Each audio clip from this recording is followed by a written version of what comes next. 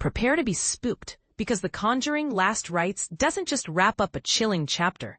It throws a ghostly party you'll never forget. But here's where it gets controversial. Is this truly the end, or just another haunting beginning for the franchise? Let's dive in.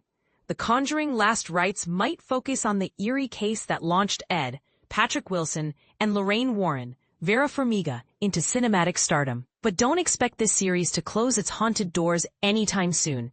After all, the fourth installment shattered records, surpassing even 2017's It, to become the highest-grossing global opening for a horror film, raking in a staggering $194 million. https://film.com/1975848.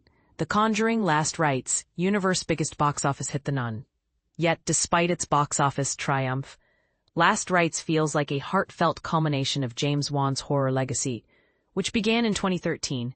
Chris Evangelista of /Film calls it a hectic and sweet finale that delivers a satisfying conclusion.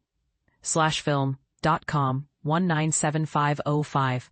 The Conjuring Last Rites review. And this is the part most people miss. The film's sense of finality is amplified by Judy Warren, Mia Tomlinson, and Tony's, Ben Hardy, wedding, which doubles as a star-studded reunion of Conjuring alumni. Think of it as the Avengers Endgame funeral scene, but with ghosts instead of superheroes. https://Paul Rudd reveals why the Ant-Man crew were the coolest bunch at the Avengers Endgame funeral shoot. In an exclusive chat with Film's Jacob Hall, director Michael Chaves revealed the logistical nightmare, marvel, of pulling off this cameo-packed scene in just one afternoon. It was a massive feat of coordination, Chaves admitted. Flying people over to England for a single day of shooting, it was insane. I'm just glad I didn't have to keep track of everyone. For Chaves, the experience was like crashing a family reunion, one he'd married into. Among the wedding guests were familiar faces from the franchise's past. Cindy Perron, Mackenzie Foy, and her once-possessed mother Caroline, Lily Taylor from the first film, Peggy Hodgson, Frances O'Connor, and Janet, Madison Wolfe, from The Conjuring 2, and even David Glatzel, Julian Hilliard from The Conjuring. The devil made me do it. But the real showstopper, James Wan himself, whose cameo had horror fans like me practically leaping out of their seats. Chaves, who joined the franchise with The Curse of La Llorona, hadn't worked with most of these actors before, making the experience both surreal and emotionally charged.